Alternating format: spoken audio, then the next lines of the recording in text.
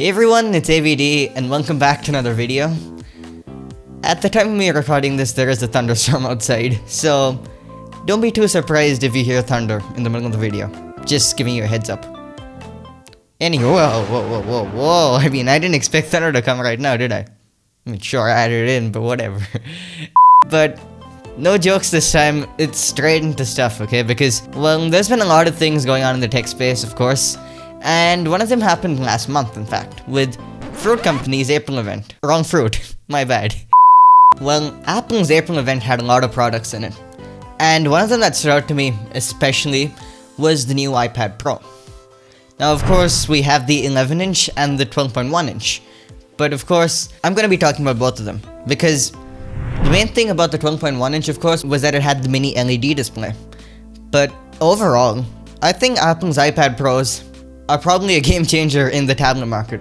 So when Apple unveiled the iPad Pro, I expected the mini LED screen. That's basically it. But when Tim Cook did the whole unmasking thing, putting the M1 inside of the iPad Pro, I was genuinely surprised by something at an Apple event.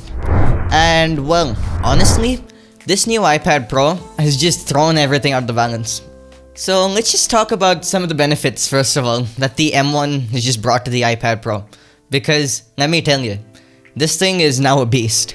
Compared to the previous iPad Pro now, this thing of course is the fastest iOS device. No doubt about that. I mean, heck, the A14 is already powerful. And this thing, which is basically an extremely souped up version of the A14, is gonna decimate the competition. And well, another benefit of this, of course, is basically turning the iPad Pro into a computer. Because the second you buy Apple's $350 Magic Keyboard Folio, this thing is pretty much a computer. But the iPad Pro in general is still not something I'd recommend for daily use as a computer. Sure, there's people like Marquez who've used this for about a month or so, as their daily driver. But in general, I don't think an iPad Pro would be able to actually sustain the load of a computer. Well, the first major thing in my opinion is that it's running a mobile OS. Simply put, a mobile operating system like iPad OS is not going to compare to a desktop operating system like macOS per se. Because the main focus on a mobile operating system is memory saving and trying to run everything as efficiently as possible, while desktop users can often take advantage of the power of the chip. There isn't too much memory saving going on. And one of the main reasons I think this iPad Pro is still not good enough to be a computer is mainly because of its extremely limited I/O. I mean, a computer needs to have decent I/O so it's able to interact and communicate with a bunch of different things. And, well, this just doesn't. It has a single USB port, which, in my opinion, is still one of the biggest downsides at the end of the day. Sure, you have a Magic Keyboard Folio which you can attach with the help of the magnets and stuff, but a single USB-C port, which you probably need a dongle for, at the very least, is already a bit of a disadvantage. But, when Apple decided to bring the M1 to the iPad Pro, this eliminated one of the biggest bottlenecks that the iPad had in its previous gen, which was 6 gigs of RAM. Yep, the RAM was actually one of the biggest bottlenecks in the previous gen of the iPad. In fact, well, 6 gigs of RAM was barely enough for pro apps like LumaFusion on the iPad. But now, with 8 or even 16 gigs of RAM, this opens up a whole new possibility when it comes to what you can run on an iPad. Heck, this brings me back to a Twitter leak by Jon Prosser about a year ago. And he mentioned that he heard that, well, Final Cut Pro, Logic Pro, and even Xcode were coming to the iPad.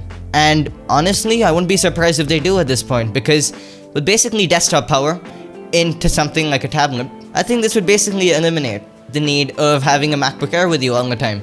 You could just simply carry an iPad and a Magic Keyboard Folio with you and simply pull up Final Cut and edit, per se. Or maybe you could take a MIDI keyboard with you and plug it in through the iPad's USB-C port and then make some music, per se. What I'm just trying to say is that with the 8 and 16 gigs of RAM, Apple's allowed themselves to basically migrate some of the Pro apps from, well, desktop to a tablet. So this brings me to the question then. Is the iPad Pro a touchscreen Mac? Well, yes and no.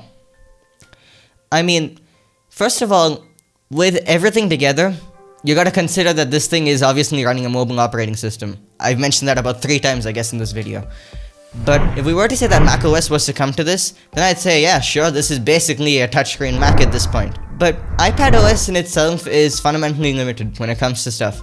I mean, sure, you have multi-window support and all of that, but the sheer experience of a desktop doesn't compare to anything on a tablet per se.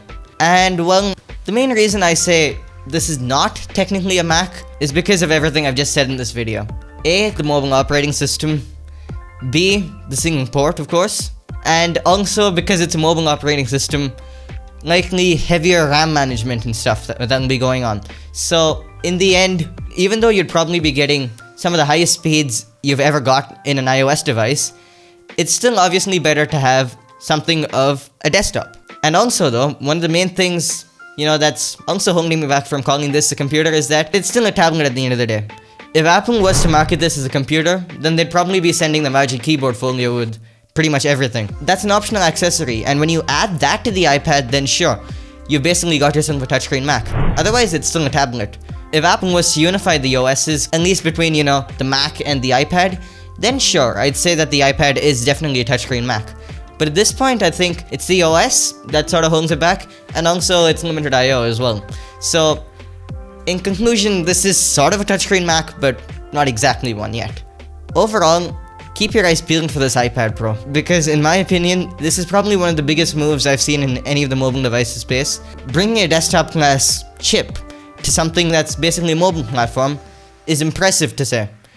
And well, I can't wait to see what Apple does with this. If they bring the Pro apps to the iPad, sure, get an iPad Pro and get maybe a Magic Keyboard Folio and buy Pro software with it. And that is considering they bring the full versions of Final Cut, Logic, and all of that to the iPad. Because, I mean, knowing Apple, they'd still have to keep exclusivity to the Macs, right? Because then they'd otherwise be doing the MacBook Air dirty, basically. So if you're going shopping for a computer, I'd say buy a Mac, because macOS in general should take full advantage of the M1. All I can say in the end is that Apple has created a lot of doubt in the minds of consumers.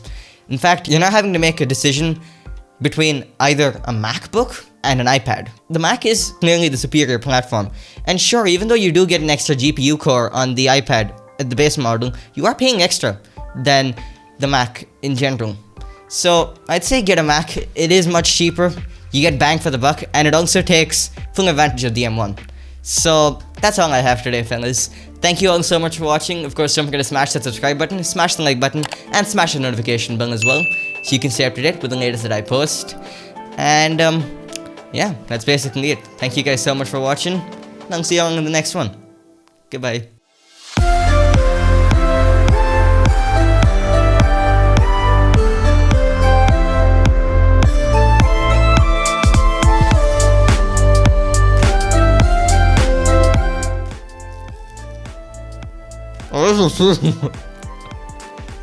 Ay, te dan peel.